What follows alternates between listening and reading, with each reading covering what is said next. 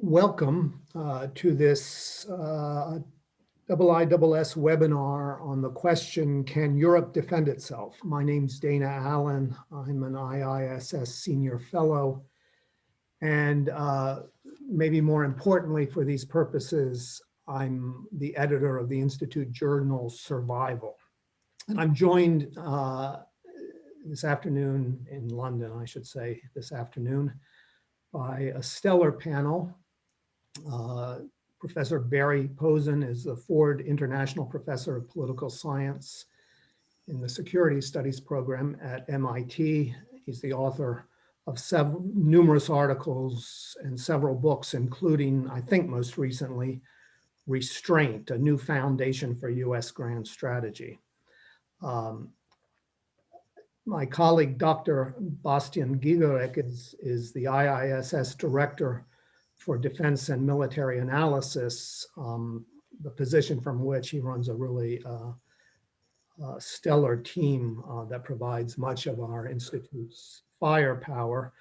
He's also worked in the German Federal Ministry of Defense in research and policy roles, and has had various teaching engagements, including in London, Potsdam, and Kassel.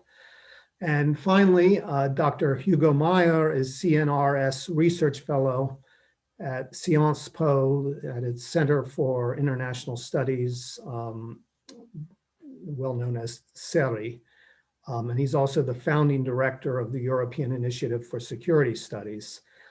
He's the co-editor of the Handbook of European Defense Policies and Armed Forces from Oxford University Press.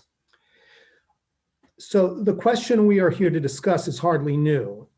Indeed, it was the first big question I worked on 35 years ago as a graduate student doing research for my PhD mentor, Professor David P. Kaleo, who was at the time, this was I think 1985, 86, he was writing a book that would be called Beyond American Hegemony, which argued, among other things, that the American security protectorate over Europe was unbalanced, unhealthy, and arguably unsustainable. And of course, you can go back 30 years before that when John Foster Dulles responded to the French National Assembly's rejection of a European defense community by threatening his famous agonizing reappraisal of the American commitment, which I guess there was agony, but I'm not sure how steep a reappraisal there ever was. However, in most recent years, you could argue that President Donald Trump brought something new, which was what appeared to be a genuine hostility to the very idea of American alliances. And this is why, well, Bastian can correct me if I have this history wrong, but I think this is a major reason that in May 2019, my institute's team of defense and military analysts published a research paper arguing that European NATO allies without US help would really be hard pressed to do what they think a European defense would need to do to be credible. And that was after a hypothetical Russian conquest of Lithuania and part of Poland, to be able on fairly short order to take the offensive and reverse that situation. And this IISS team under Bastian's direction, or with Bastian's participation, estimated further that European NATO members would have to invest between $288 billion and $357 billion to fill the capability gap that this scenario illustrated. And it was that paper, and we were very grateful that this paper, which got a lot of attention at the time and subsequently, prompted Professor Posen to offer a critique, which we gladly published in the, I think it was the December, January issue of of my journal, Survival. Uh, the critique was titled, Europe Can Defend Itself, in the affirmative. And in it, Professor Posen argued that basically the IISS had presumably inadvertently stacked the deck. In other words, the methodology, there was nothing wrong with the methodology. Again, Professor Posen can correct me if I have him wrong, but the scenario was too demanding, that it was not what was really necessary for the purposes of a European defense to guarantee or at least sustain security in its area. And you know, he concluded by arguing that a European ability to defend itself was within reach. So we were, you know, this was is obviously an important debate, and we decided to ask Professor Posen and Dr. Gigerek, together with his team who wrote the initial paper, and three other analysts, to debate the question in the pages of Survival. And this debate took the form of a published forum that was published in the current issue, that is the February-March 2021 issue of Survival. And we thought it would be a very good idea to bring as many of us together as we could to discuss it in person, or at least in virtual person. So I guess I want to start by asking Professor Posen, you know, to lay out his critique. I mean, basically, why do you think the IISS scenario, which was our standard, or the IISS standard for measuring what it would take, was basically too much, too demanding? So good to be here. Thanks for doing this.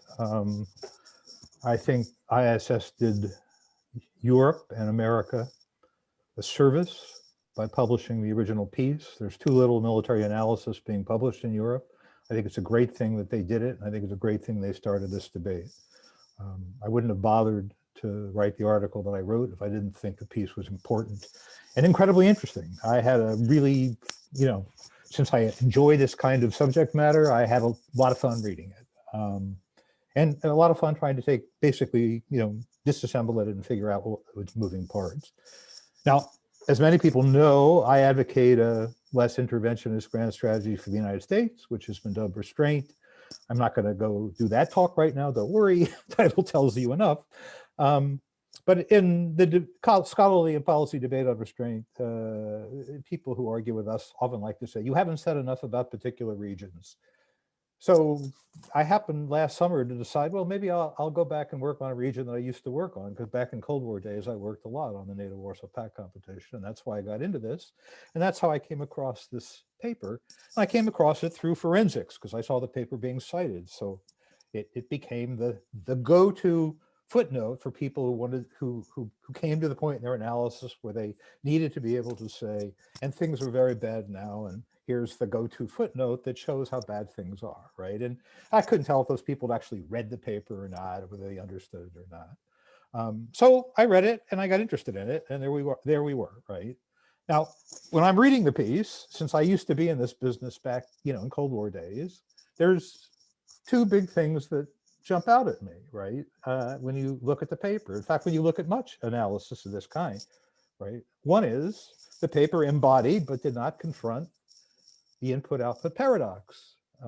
Europe outspends Russia on military preparedness, has more people in uniform, its weapons are at least as good and often better. So how do you end up with such a sad result? Any argument that comes up with a sad result has to confront this paradox. Now, there are certain stock confrontations of the paradox. I went through some of them, but it was a by the way kind of rebuttal that I gave. People can write whole articles about it.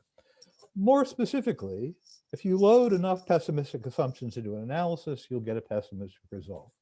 This was true of much analysis published during the Cold War, and I cut my teeth in my youth basically tilting with such analysis. So the ISS has several assumptions that jump out at you. One is the scenario itself. It's an offensive scenario. You can call it counteroffensive since the Russians have committed the first crime. And it's conservative on the face of it because the Americans are gone. So Europeans are by themselves. And they have to counterattack to take back lost real estate. Well, anybody who's studied military analysis in their lives or read Clausewitz knows that it is generally agreed that offense is a good deal harder than defense. And once you've picked an offensive scenario, you've picked one that's going to be highly stressful for your forces. Now, there's a question that I raised in the piece, which is the question Dana just asked, which is the politics of the scenario. And people love to talk about politics when they talk about European security. It's their favorite thing to do. They don't want to talk about the nuts and bolts, right? And the scenario is an interesting one. It's an absolute worst case scenario, but it's not a scenario that addresses the base case, the base question that tells us what the overall balance of power is between Europe and its principal challenger, Russia. Russia has a big problem that it has to solve, and that is that Europe vastly outweighs it in GDP and in people, right? And in any kind of a war of any duration, the already superior European input balance is probably going to move farther in Europe's favor, right? So Russia needs to do now what the Soviets needed to do then, which is to try and beat Europe in a blitzkrieg. They have to conquer Poland and threaten Germany. And maybe if they can do that, they can produce the cascade of political collapse that seems to underpin the ISS analysis, right? So to me, this is the base case that needs to be assessed, right? It's the base way that Europe's ability to defend itself needs to be looked at, right? So that's essentially why I picked that scenario. Can the Russians knock over Poland? Can they open the door to Germany? Can they threaten Germany? This is the defense of Europe. It's a defensive scenario. It's a scenario that takes an operational level question and marries it to the big strategic facts of the case, right? And that's what I did. Now, aside from that, and we can go into the details later, I mean, I can see at some point, Dan, you should get nervous and tell me to stop talking so we can move on to others. Aside from that, I use the ISS analytic assumptions. They use force ratios, and they chose certain force ratios, front-wide force ratios. I use the same front-wide force ratios. They chose certain readiness criteria for NATO forces. I did one iteration of my analysis that accepted that. Then I did one that slightly changed it. Then I did one that included other forces that the ISS excluded for reasons that eluded me, right? And any one of those moves the force ratios that they use to assess the adequacy of NATO's counteroffensive capability, moves the force ratios in Europe's favor in terms of the Russian problem in trying to attack Europe, right? Now, if Europe can do this, if Europe can pose a formidable defensive capacity and impose upon Russia the problem of dealing with a mobilized Europe that's richer and more populous, this is an attrition war that Russia has no way out of. And I submit you get a lot of deterrent power from having this kinds of capability. Now, just to, not take up too much more time, right? You gotta be careful here to talk, to not sort of get into the weeds of all the problems we read about in the newspaper that European forces have. We can talk about those. I'm happy to do it.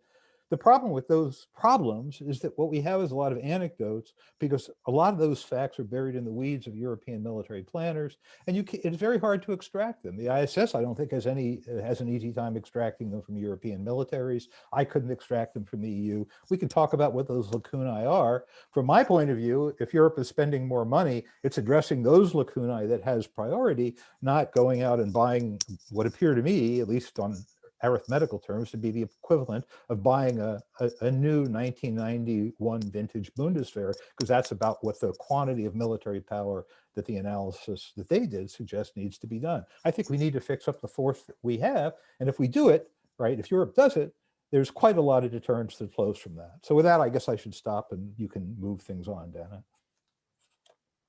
Okay, thank you very much. That's a great opening. I don't, in laying out the parameters of the debate, I'm not entirely sure I even mentioned a crucial part of it, which is the idea that US forces aren't available. We're talking about more or less something that we would call NATO Europe, Yeah, we're talking about NATO Europe. I called it ETO in my last iteration, European Treaty Organization. But there's another thing we didn't discuss, and neither ISS nor I discussed it. And it's a fair question, a real question, a strategic question was, how do we think about nuclear deterrence in this context?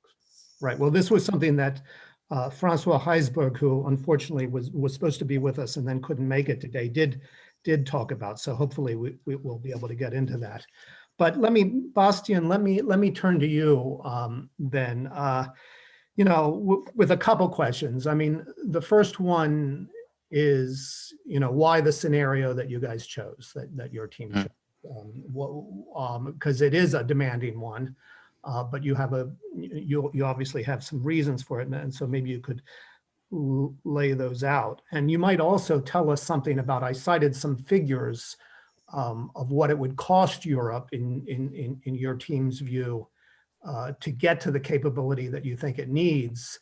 And maybe you can say something about, you know, what kind of order of magnitude that is in terms of current defense budgets. Sure. Thank you, Dana, and thanks to Barry and Hugo for joining the conversation today.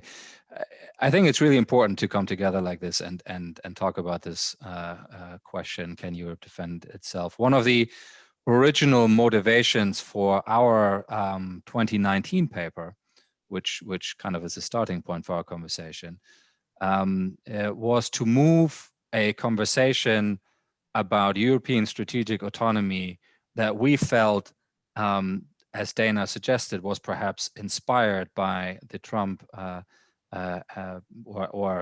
at least accelerated by the Trump administration, to move that conversation away from an abstract and somewhat lofty notion of politics towards practical questions of capability, much like Barry suggested.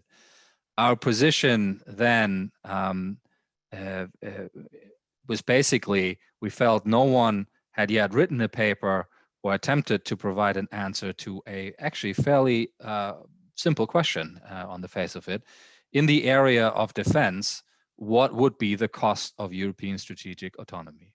Our position then, or the position of the team then and now, has always been fairly straightforward, I would argue at least, and in a way unemotional, in that we felt military capabilities are not the result of structural inevitabilities. They are the result of political decisions and resources that are made available to carry out those decisions. So our starting point was neither to suggest that Europe is locked in some sort of unavoidable dependency on the US as a military protector, nor was it about the desirability as such of a vision of European strategic autonomy. It is much simpler, really. If you had to do it, what would it take and what would it cost? So, and that leads me to the main questions that, at least for me, fall out of Barry Posen's assessment and critique of the approach. And the three main questions to me really are: have we been too tough on Europe? Have we been too optimistic with regards to Russia?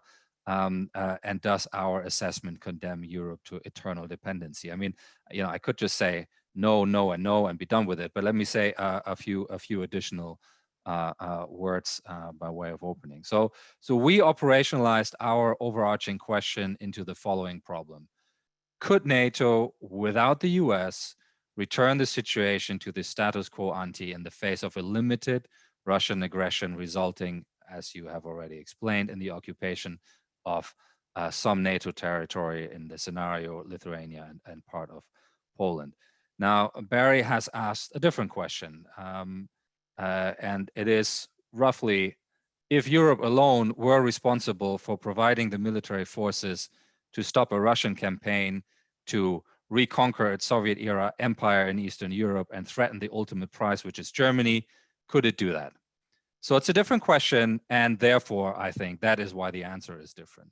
Different question leads to a different answer, quite naturally so. Now, we constructed deliberately a scenario that is difficult for NATO because we feel it is a reasonable assumption that any attacker would want to make life difficult for NATO. I think Barry's scenario makes life difficult for the aggressor. in this case, Russia. I'm not sure I fully understand why that would be the case, why any Russian president would wake up one morning and decide to do what, to put it mildly, would be fairly ill-advised, to attempt to rebuild that empire now, but now with all of Germany in it, and to do so through a war of attrition. Now, to our team, when we looked at this, a Russian plan involving the use of military force would most likely entail seizing some territory very quickly, declaring a ceasefire, open negotiations with NATO while posturing to deter a NATO attack and split off irresolute states among NATO members. To us, that seems a reasonable assumption that that would be the basic outline of a Russian plan. And then the question becomes, if NATO attacked, Russia would seek to inflict a minimum number of casualties. Can they do that through the use of long-range strike for attacks deep in NATO homeland, which would also weaken resolve further? That seems likely to us. The other question is, if the NATO attack failed, what would be the consequences of that? Well, it would certainly be a political victory for Russia, but to us, it seems likely that NATO would most likely be finished as a military alliance. And I suppose that's a point for we might want to hold on to for debate. If NATO did not attack, because Russia was successful in deterring NATO from doing so, and that violation of NATO territory, so to speak, goes unanswered, NATO would be finished as well. So to preclude, that severely damaged or more likely dissolved NATO, Europe would have to fight offensively and would need the capabilities to win. That is kind of the logic that we went through. And so my questions really with regards to how Barry has approached this is, why would the Russian leadership do what it is not preparing for? And why should NATO expect its opponent not to play to its own strength while allowing NATO to play to its strength? So the difference, is in a way is really quite simple. We felt it was most useful to set a demanding test for NATO in order to find out whether Europe can defend itself, rather than setting a demanding test for the aggressor. Now, we suggested that the strategic objective for Russia is to bring down NATO, and I think it's fair to say that Barry Posen suggests something that goes beyond that and rebuilding a much larger presence. Now, we picked a scenario that would be tough for NATO Europe, so that capabilities could be stress tested. That was the explicit point. And I think if we look at Barry Posen's work and how he has changed some of the assumptions around, I mean, it does show very clearly that this kind of campaign analysis depends on that scenario. And it's clearly possible to construct one that is more favorable and still feasible from European NATO's point of view. So I don't think on that point there's actually disagreement amongst any of us, I imagine. Another point where I think there maybe should be agreement, but maybe it isn't quite there, and I'm going to borrow a line here from Francois' article, since he can't be here today, because he wrote somewhere in his piece, strategic autonomy, however it is funded, is not unaffordable, whether the ultimate frame of reference is the IISS scenario or the Posen option. Those are, I'm quoting him here. And I think that's an important point, because that is something that we actually from different directions converge on. Dana, and let me just close by saying a word about that second part of your question to me, the spending. You've given the numbers that we assessed would be necessary. At the time that we wrote the piece, the difference between NATO's 2% of GDP spending target and what the European NATO member states were spending at the time, the difference between that goal and what they were doing in reality was $100 billion a year. Now we're talking about multiple nations, obviously, we're talking about an extended period of time.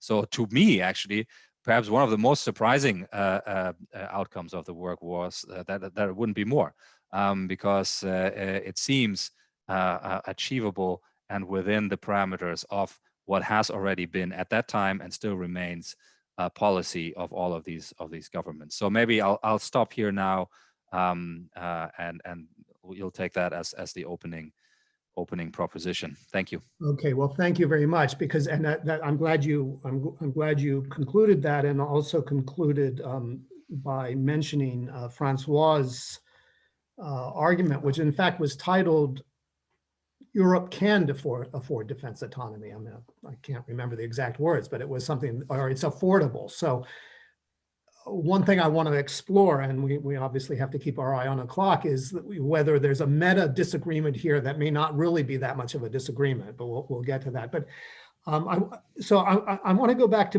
Barry in a minute, you know, on the question about the consequences of his scenario on NATO viability. But before I get to that, Barry also mentioned this input-output paradox, which is a very important point, and on the face of it, a very strong argument in favor of Europe's capabilities. Now, Hugo, you and your co-author, Stephen Brooks of Dartmouth, I mean, my sense is that you actually think Europe's problems are deeper and arguably more intractable than even the IISS team thinks. I don't know if that's an overinterpretation, but why don't you let me know? Sure. Well, thanks a lot, Dana, for organizing this. Real pleasure to be here with such a distinguished panel. And I also think it's a really important debate to have. So both the original report by the IISS with Sebastian and Barry's article are really important, that they triggered this, which is a very important debate to have, which is essentially, can Europe defend itself autonomously? And I would like to broaden a little bit the discussion to a larger context in which the two scenarios takes place. With my co-author, Stephen Brooks, both in our article in Survival and in a forthcoming piece in International Security, we assessed that it's actually inconceivable that Europeans could achieve strategic autonomy in a few years, or even within a decade, even if the US withdrew from Europe. And there are many reasons for this, but there are two overarching constraints, essentially, to the development of Europe's strategic autonomy, even if the US withdraws. Okay? The first one is what we call Europe's strategic cacophony. Essentially, it's the persistently diverging threat perception and strategic priorities across the whole continent. So you have some states who rank terrorism and regional instability first as their first threat perception. Others consider Russia their dominant threat and largely ignore issues like terrorism or regional instability. And between the two extremes, you have groups of countries and countries that have diverging threat perceptions of what their core security challenges are. So this is Europe's strategic cacophony. And in my view, those who advocate restraints or consider that Europeans could easily defend themselves neglect this key point, which is the strategic divisions that run across Europe, and they are deep and persistent. And the US withdrawal would not mitigate these divisions, it would actually exacerbate them. So that's the first constraint. The second constraint is severe military capacity shortfalls. That would take a very long time to close. There are many problems with European capabilities. I'll mention just a few to kickstart the debates. The first one is that there's lack of weapon system for conventional deterrence today. So we used data from the IISS, and Bastian and his team have done a great job at building the military balance. And the military balance clearly shows that throughout since the end of the Cold War, conventional capabilities have plunged. Just take military main battle tanks, they plunged by 85%. So that's huge. A second challenge is growing complexity of weapon systems, like C4ISR systems. Europe has major gaps, and this has been clearly shown by the intervention in Libya. And it will take a very long time to fill these gaps. Now, also because Russia is not Libya. And if you look at military satellites, there's a massive preponderance of Russia vis-a-vis the Europeans. Not even to mention the fact that you need to recruit very skilled and highly specialized forces and military personnel to use these weapons. And this takes a lot of money and a lot of time. A third problem, and this is something we address also in the survival piece, is the challenge of institutionalized cooperation. So strategic cacophony has prevented Europeans from developing an autonomous military planning and command and control structure, okay? They were not even able to develop an operational headquarters because the French, the UK, and Germany profoundly disagreed. So could the Europeans rely on the NATO command structure if the US withdraws? Well, the problem there is that the US, as a hegemonic power throughout the Cold War and after that, has enabled overcoming coordination problems and collective action problems. And so if you withdraw the US from NATO, because of strategic cacophony, you would have an amplification of these collective action problems. And it's very unlikely that any European power will be willing to be under the permanent command and control of another European country. And the last point is about the first challenge in terms of capabilities, the fragmentation of the defense industrial base. And that's true both on the demand side and on the supply side. So countries essentially focus on domestically procured defense equipment rather than arms cooperation, and there's ample evidence for that. And on the supply side, you have a major fragmentation of the industry with duplication, inefficiency, overcapacity. And this is partly linked to the issue of strategic cacophony, which is largely neglected again. So the bottom line is really that given the combination of strategic cacophony and severe capacity shortfalls, and the two really mutually reinforce one another, the Europeans are currently not in a position to mount an autonomous defense, a credible deterrent and defense vis-a-vis Russia. And the situation would continue for a very long time, even if the US withdrew from the continent.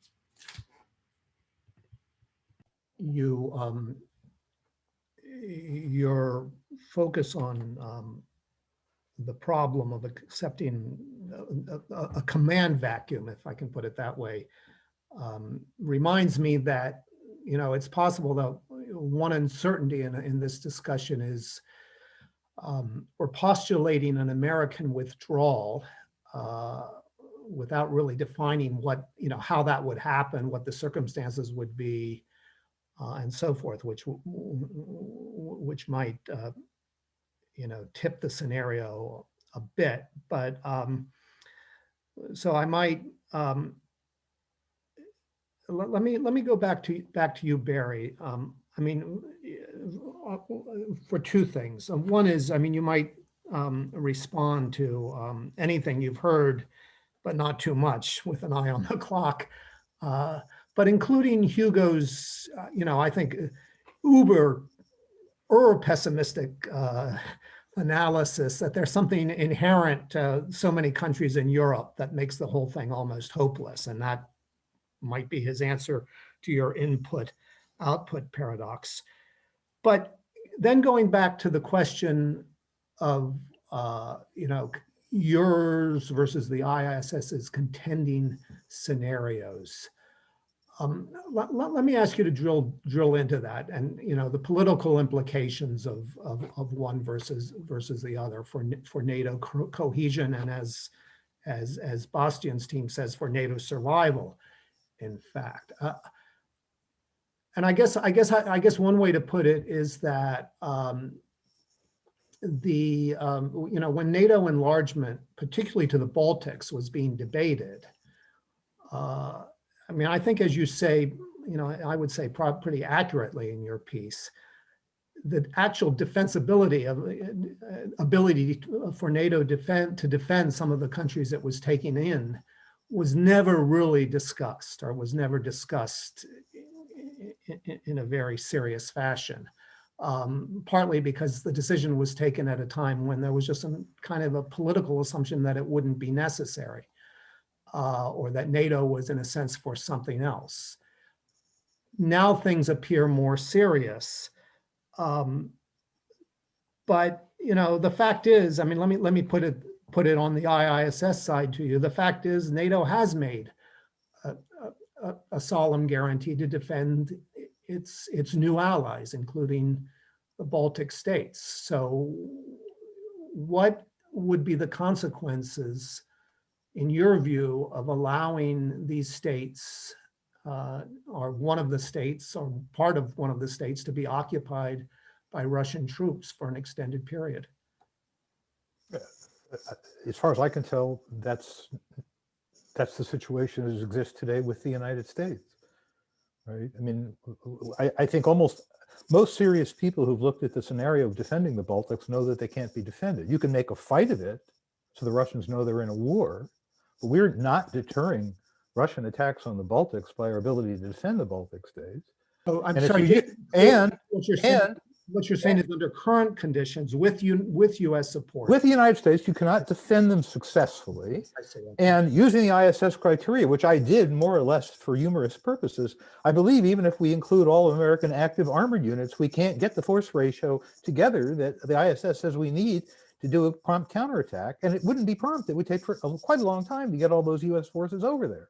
Right now, someone pointed out to me in some email exchanges, they asked the question, so they're like Berlin in the Cold War? And I said, yes, it's like Berlin in the Cold War. Had the Russians attacked during the Cold War, we would have fought them tooth and nail at the inter-German border, and hopefully we would have stopped them. I argued that we could have, right? But I never remember anyone having a conversation saying, well, we're surely going to lose Berlin in that war. And how are we going to get it back? Are we going to gauge the adequacy of NATO's conventional forces in 1985 by the ability to liberate Berlin, right?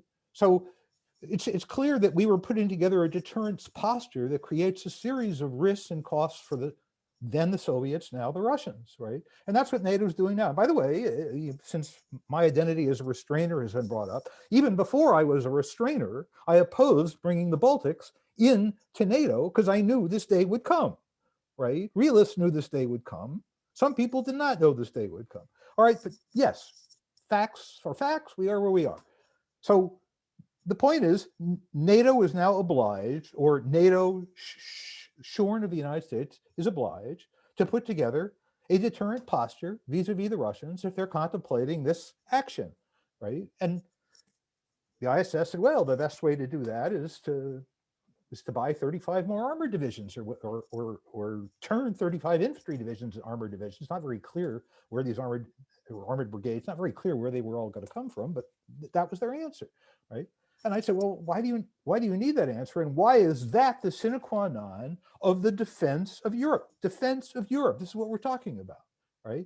If the Russians attack these countries, Europe would do the best it could, just like now, to make a fight of it so the Russians know that they're in a war. And then Europe, whoever is in the fight, whoever doesn't defect a la Hugo's predictions, right, can then makes the decision. Right? Are we simply going to acknowledge this, or are we going to say to the Russians, the war isn't over until we say so? Right? And you start signing checks, you turn on factories, you turn off other factories, you institute conscription, and you let the Russians figure out where it's going to end. You stop buying their gas, you steal their money, you close their access to the open oceans, you attack their shipping, and you say that this is the war you're prepared to fight. Now you figure it out. Now, the Russians may say, the Europeans would never do that. Well, we had this problem in NATO through the whole war. We feared the Russians may believe we would never use a tactical nuclear weapon. They might believe that we would never use a strategic nuclear weapon. They may believe. Deterrence is difficult. European Treaty Organization, shorn of American support, has to do all the things that it did before. It has many assets to do those things. These two analyses examine the base case. Are the brigades and squadrons there to support particular strategies? They're not there to support a rapid counteroffensive strategy. I think they're there to support a denial strategy. Now, Hugo has a whole different kettle of fish, but his basic story is at bottom the same one as the IISS scenario, which is that confronting a Russian threat without the Americans, Europeans scatter like a bunch of scared quail, right? Well, I can't, this is an assertion, right? And we have a long record in international politics that states balance when they're threatened. Sometimes they bandwagon, sometimes they scatter like quail. Europe is a collection of very capable states. The NATO alliance has existed for 70 years. Shorn of the Americans, it's year 71 without the Americans. Hugo basically argues, no America, no alliance, no interest, no nothing, right?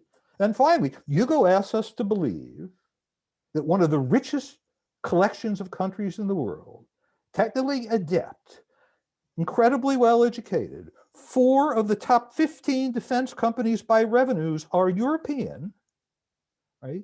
That this group of countries, which deploys satellites, builds stealth fighters, does signals intelligence, builds one of the 3 best tanks in the world to this day, right? Builds one of the best air defense missiles in the world today, maybe the best in the meteor, right? That this country, this collection of countries, this alliance, which in fact, where has most of the military power concentrated not in 27 states, however many there are at this point, but 4, right? That this coalition can't pull up its socks and defend itself, right? Well, I find that these assertions to be rather strange on the face of them.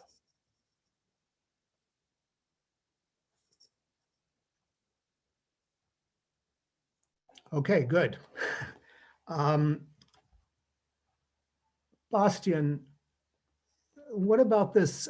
So getting to the question of the political fragility of NATO, what about Barry's point, comparison of the Baltics position now to Berlin during the Cold War? We were committed to hold on to West Berlin, but we couldn't do it. We had to have various and some apocalyptic means of deterrence to maintain the credibility of that position. Yeah, I think, I mean, a couple of thoughts to throw into the mix. The point is, you know, the assumption that we build our scenario around is that it is a difficult strategy from a NATO point of view if Russia uses the ability to generate a temporary and locally limited, in time and space limited conventional superiority to carry out that kind of military campaign that we described in the scenario. And then basically, as someone has put it to me once, says, come get us if you're hard enough. Okay, and that limited provocation is actually much harder to deal with than an all-in invasion, which seems to be what Barry feels will be the more likely course of action for the Russian side in this scenario world that we're discussing here. I don't know why that would be the case. I just don't. I don't think Barry has explained that either today or in his writing why that would take place. So I think where the irony is, to me, we're just talking about two different things here, and then we're confused that the answer differs. Yeah, but Bastian, just let me, I mean, because I don't want to let Barry do this, because we, you know, somehow I think I'll keep it shorter, but the point is that these salami tactics are and always were available. I think that's what Barry's arguing. Since he's here, I suppose I shouldn't let him say it. But and the Berlin scenario, the Berlin analogy, I think is an interesting one. In other words, NATO was never in the position to actually defend conventionally all of its territory. And so what's different now? That I think is the point. Well, would it have been able to do that without the United States? I mean, that was the starting point. Is it becomes such an attractive scenario, or an attractive proposition and strategy because of the world we defined as us being in for the scenario. So I think it's just a very different point, and that is why I think that trading space for time, which is really what Barry is arguing, it's just doesn't apply in this setting. Hence we get to different answers. And I think I would argue, I mean, I can see there's like 14, 15 comments now in the Q&A, and some of them go in that direction that Barry has been arguing, I think, where the question is, well, wouldn't it be enough for Europe to demonstrate that it has the capacity to halt a Russian offensive? What that doesn't answer is, what if that is not the Russian plan? And I think you know, the more limited scenario we constructed, in a way, is actually the irony is that is the more difficult one to deal with from a NATO point of view. Okay. So with an eye on the clock, I'm going to, I mean, it would be great to have made this a 2-hour meeting, but I think it's always wise to be restrained. So I'm going to go to the audience now and invite, I mean, we have a number of questions or comments that have been put in the Q&A chat function. And you can also raise your hand. I don't know if Tom, you can show everybody how to do that for anybody who doesn't know. And I'll look now to see if I see any. Tom, I don't see anybody, but am I missing it? Who's raised their hand and would like to speak directly? Yes, okay. I have two, and I'll start with my colleague Nigel Gold-Davies. Nigel. Yeah, thank you very much. This is a wonderful exchange, as was the original exchange in survival. So I want to return to this question of Russian intentions, because it seems to me this is fundamental to clarifying or resolving the differences that have arisen in this debate. We all know that war is a continuation of policy. So what might Russian policy be? I think that there is little compelling evidence that Russia, under present management, considers an assault, a general assault on Europe and a blitzkrieg towards Germany as remotely feasible or even conceivably desirable. And there's nothing that I've seen or heard or read that suggests that. I think the far more likely scenarios, and particularly in Putin's mind, are to reverse the historic indignity of the expansion, enlargement of NATO by rendering Article 5 no longer credible. And that would be achieved by a successful attack on a Baltic state. That raises larger questions about what would happen after that, but it seems to me that that is really the sort of scenario, as Bastian has hinted, that we should be looking at. It's something that is reinforced by Russian experience in Ukraine, I think, where they were sobered in the limitations of their power there, but perfectly satisfied with taking and effectively controlling a part of that territory. A rapid and successful occupation of a Baltic state would also render less risky for Russia the potential escalation to a nuclear level. So if we conceive of Russian intentions as effectively destroying the credibility of NATO, I think that is the one that is most likely to drive Russian thinking and policy, and we should understand European capabilities, their extent and their limitations around Russia playing to its strengths and also pursuing its priority goals defined in those terms. Thank you. Thank you, Nigel. I'll next turn to Tristan Jones. Hello. Oh gosh. Anyway, so my question, I have one in the chat. I'm not really going to get into that one so much as there seems to be an inbuilt assumption that if a Baltic state was taken, there wouldn't be political will in Europe to send people to die to go retake it or have a large war with Russia, right?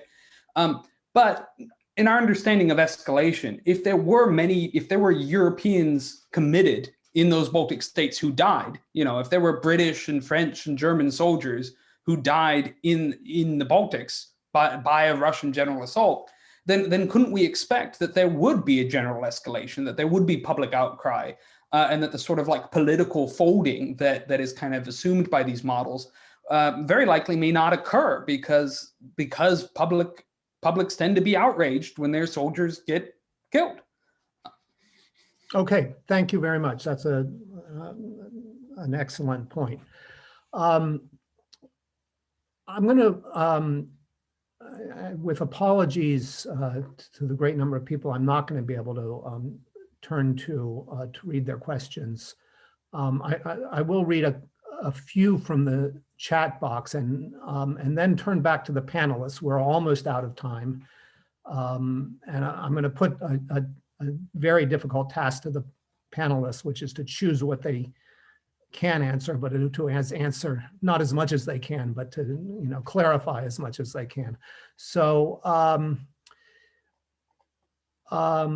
Deborah Decker asks, have you factored in French and UK nuclear capabilities in cyber information warfare? And I think this was a point that was raised in Francois' contribution. Focusing just on traditional military tactics appears too restrictive.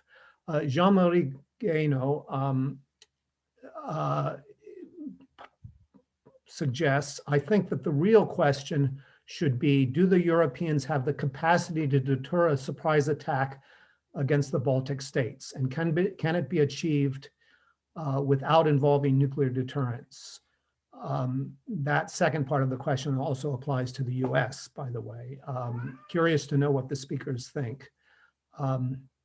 And finally, a question from S. Mitra to Barry. Are Eastern European powers and the Baltics strategically important to the United States? Where does the US draw, or ideally should draw, the line when it comes to defensible terrain on the European continent, or should the US pull back from anywhere east of the Thames? And finally, a point from Sven Biskop, another frequent survival contributor. The strategic cacophony is real, but nothing like an invasion to focus the mind. It would be an enormous gamble for Russia to take. It is not sufficient to demonstrate that a blitzkrieg would be impossible, i.e. Russia would not be able to strike and halt because the Europeans would not allow them to halt but fight, right? Which I think is repeating Barry's basic argument. Okay, we have 6 minutes, which is 3 minutes for each of you. And I want to ask the three of you, starting with Hugo, going to Bastian, concluding with Barry, to sum up as best you can in 3 minutes. Hugo, one point that I might put to you is to add to your challenge is, since one of your co-panelists is an American who is saying, effectively, or maybe he's not saying it, but many Americans could say, this idea of structural European incapacity just sounds like an excuse to keep us in, to keep us overextended. I mean, obviously, it's easier to be defended than to mount your own defense. But if a U.S. withdrawal was, or at least more limits to the U.S. commitment were a factor that focused the European mind, wouldn't that make a difference? But let me, as I say, I've already taken one of your 3 minutes, so please. Great, thanks a lot. So I'll try to bring together several questions. So the first one is essentially, my sense is that, those who advocate restraint, they have a theory of the world, and and Barry just laid it out, which is, if the US withdraw, balance of power mechanics would work essentially like a clock, and you have US withdrawal, rich countries come together and they balance Russia. So that's the mechanism. And it's a nice theory, but the problem is that this argument ignores the overwhelming empirical evidence, in my view at least, that shows that the real world doesn't work like that. So to me, the empirical evidence really shows that the Europeans are not in a position today to defend themselves. So the question is, if the US withdraw, and there's, let's take this idea of an invasion of the Baltics, would the Europeans be willing and capable of balancing Russia, essentially? That's the question, right? So it's a large question, but briefly, the answer is some would, some wouldn't, first of all, because strategic cacophony and these capability constraints would be in full display, both in the conventional level and in the nuclear domain. The conventional level, you take the big three, France, UK, and Germany. UK and Germany would today see like regional instability, terrorism, and Russia as essentially equivalent threats. They would have ramp up Russia in their threat assessment, and they would cooperate more to balance Russia, for sure. So I grant that. But they would still have to take into account in their defense planning all the threats. So it's not like they would only focus on Russia. That's the first point. Secondly, France, and that's a key point. For France, in French defense planning, Russia is not a priority. It's not a vital interest, and likely wouldn't be so even if the US withdraw. The priority for France is terrorism and regional instability in the Mediterranean, and in particular in sub-Saharan Africa. So I don't see France joining a balancing coalition against Russia in the first place. And then if you broaden the picture, you look at all the other medium and lesser powers, the other 24 countries, and they all have diverging interests. Most of them today don't perceive Russia as a challenge. So they're very unlikely to join a balancing coalition. And some of them could actually even bandwagon with Russia. Same problem, nuclear level. So this essentially, to have a deterrence, it's not only about defense, it's also deterrence, right? You wouldn't need either Germany to go nuclear or a Franco-British, it's essentially extended deterrence, or a French extended deterrence. Germany going nuclear is extremely unlikely for, to me, self-evident reasons. It's not only would it spark fears of German hegemony in Europe, there are technical issues. Germany's phasing out civilian nuclear energy just would be extremely technically unlikely. Same for France. Would France be willing to extend nuclear deterrence to the essentially risk Paris for Tallinn? No, very unlikely. That's extremely unlikely. If you think of UK-French deterrence, then you would have a lot of constraints. They would have joined, they would need, for instance, integrated structure, Franco-British integrated structure. I'm gonna try to. Yeah, I'll be a very technical dependence on the US, which would constrain the endeavors. So the bottom line, strategic cacophony and technological constraint would be a major constraining precisely in this scenario to the formation of a balancing coalition vis-a-vis Russia. Thank you very much.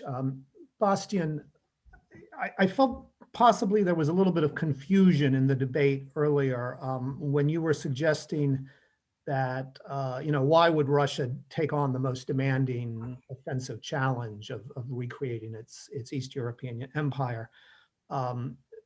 Because it seemed to me that the assertion was that Europe would not give up if a Baltic territory, if a Baltic state was occupied or partly occupied, that this would be part of a longer war. So I don't know if I was misunderstanding you, but the argument is that Europe does have inherent strength to make things infinitely difficult for Russia, even in that more limited scenario. So I wonder if you could factor that into your general summing up. Sure. Let me be very brief, since we are officially out of time now. Just a couple of very quick points. I think the important point to understand there, and Hugo has spoken about it, is that Europeans will do different things. Some will fight, some will not fight. Some will not fight because they're scared. Some will not fight because they don't care.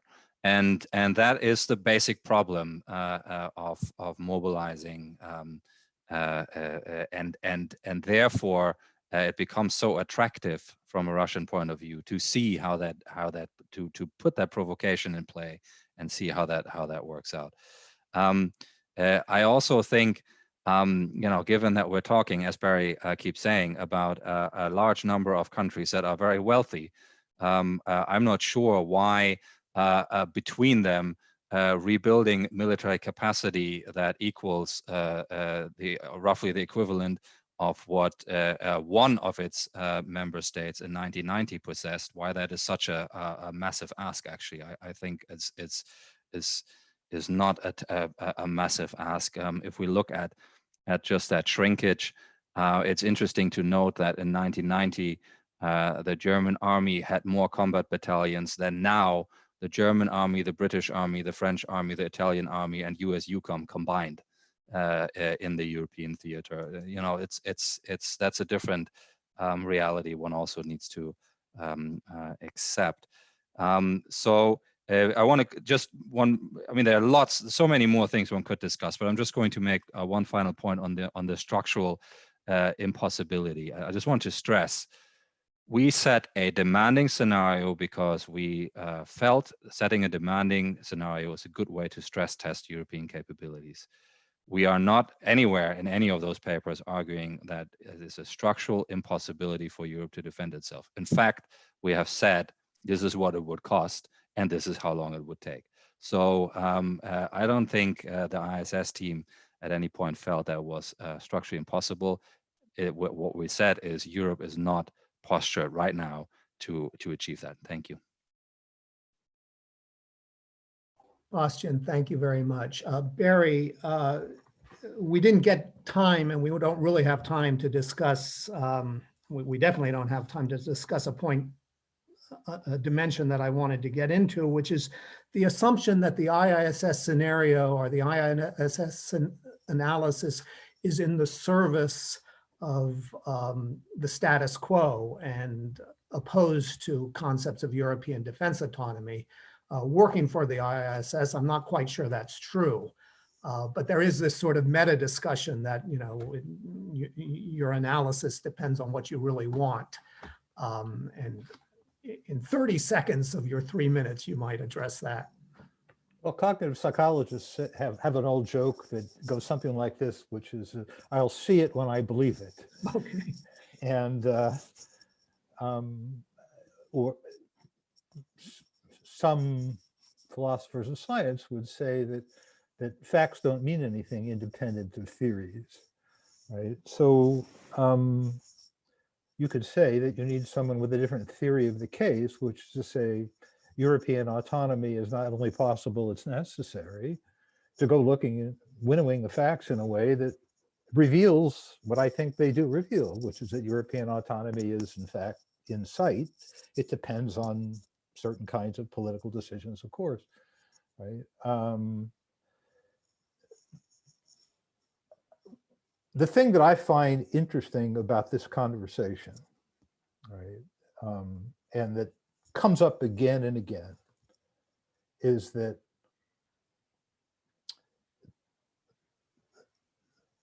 people tend to move quickly to rather big and fundamental assumptions about politics. They're not, we know that Europe is rich. We know that Europe spent a lot on defense. We know that Europe has plenty of military power. We know it can get a lot more at a reasonable price. We know all this, right? So the real question is politics, right?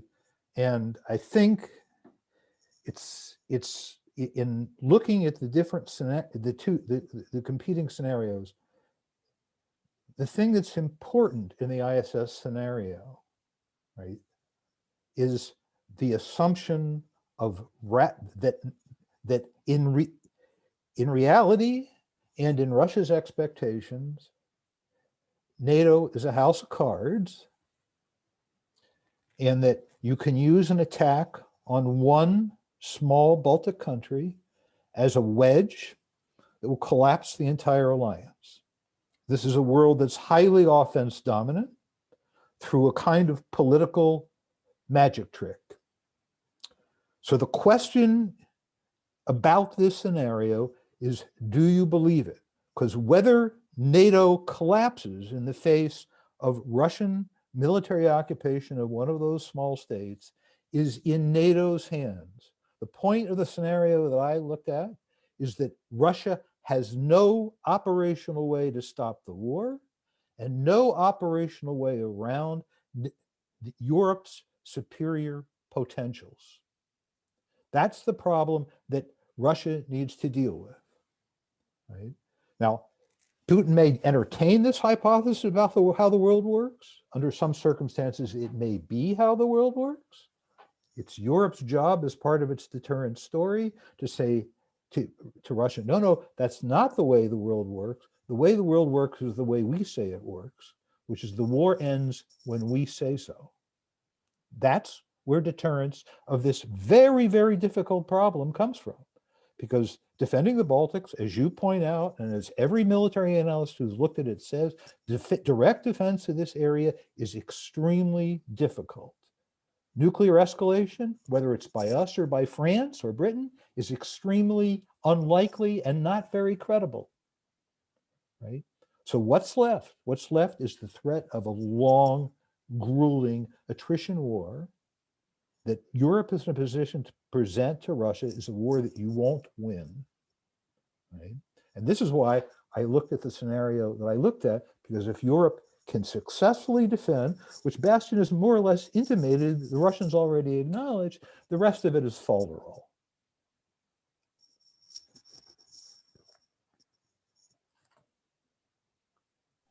Okay, well, thank you for that concise and resounding conclusion. And I want to thank everyone for, first of all, our audience and all your excellent questions, only a few of which I was able to get to, but we read some others.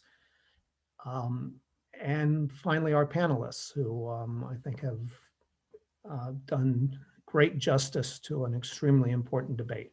So thank you. Good afternoon, good morning, good evening, wherever you are. Thank you all. Thank you all. Bye-bye.